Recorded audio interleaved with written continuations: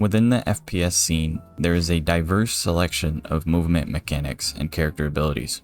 Due to this diversity, it doesn't take long to notice a difference in the ways people aim based on the FPS they play. User, I'm not even going to try reading that, commented, "I'd like to hear your thoughts on if it's better to focus on aiming with a steady speed on targets or the BardPill way.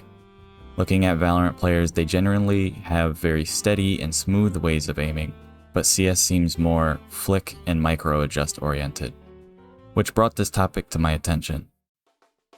The BardPill refers to Bardoz's tactic of focusing on accuracy before speed. In his video of this topic, he mentions the AIM community's focus on speed, stressing his concern of reinforcing a bad habit of low accuracy, high crosshair activity. Although from the same genre, CS2 and Valorant have a few differences that set them apart. As someone that originally played CSGO, accruing over 5,000 hours of gameplay across a couple accounts, I immediately noticed a difference in movement speed when I tried Valorant. This change in movement speed pushed me towards a slower sensitivity, and called for changes in my aim style. The lower movement speed in Valorant, on average, creates less of a need to hit fast microflicks. As a quick note, every aim discipline or behavior is present in every FPS. Valorant sometimes calls for tracking, Apex Legends sometimes calls for clicking. It's to focus on the commonness of these behaviors and disciplines. What I'm saying is, games can primarily focus on click timing, but have moments of needing tracking and vice versa. Same for flicks. All games need you to flick at times, certain games simply rely on it more. As you watch these two clips, notice the difference in how snappy the gameplay is on the CS side. It's very snappy, quick, punctual movement. On the Valorant side, it's slower, a little bit of a sliding around feel. In CS2, counter-strafing lowers the inaccuracy time to between 4 and 8 milliseconds. This basically means it takes 4 to 8 milliseconds after I stop moving for my gun accuracy to reach 100%. Whereas in Valorant, there's an enforced 13 to 17 millisecond inaccuracy time.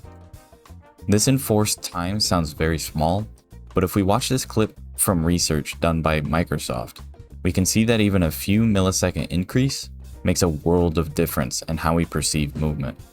I'll link the video in the description below. The easiest way to test a change in aim style based on movement speed is actually very simple. Compare a duel against an opponent without a movement buff, and then have them throw down Brimstone's movement buff. Notice the immediate change in your aim style from a more relaxed to a more flicky or energetic aim style. The average sensitivity of a Valorant Pro player is between 40 and 50 cm. The average of a CS Pro is 30 to 45 cm. This is a range change of 10 cm, which in my opinion is enough that it aligns with the difference in movement speed. Let's also briefly mention the idea of calm aim, which was popularized by Valorant content creators. The idea of a relaxed aiming style being efficient in Valorant. In my first video on aim theory, I stressed the importance of aim training as a supportive foundation to your overall aim or in-game skill. Notice my choice of using the word supportive. This is intentional because no matter how good our mouse control, there's a heavy factor of game sense. The knowledge and awareness of the game-specific movement mechanics, character utility, map layout, and player psychology. This is where my distinction of aim from mouse control is exercised. For those of you who haven't watched my introduction to this concept, put simply, aim is based on the game you play, mouse control is an independent supporting factor. In other words, we play our main game to build a foundation, we aim train to reinforce that foundation. The differing mechanics and play styles of games forces us to place our experience in those games above how much we aim train. The number one aim trainer will naturally play better than most gamers, but without that specific in-game experience, they won't be better than a professional player of that game. So, which aim style is better? Well, neither, in my opinion. I think good aim is defined by more factors than mouse control and whatever other aim training techniques people use. There are plenty of players who don't aim train at all and are still great by any standards. And I think this comes down to the fact that Different games call for different disciplines and different aim styles. One aim style may work really well in one game, but not so well in another. This doesn't mean that that aim style is objectively lower or worse than the other, it simply works for one situation, not another. I think aim styles are characteristics of the game they originate from. Techniques used in one game and not so much in another.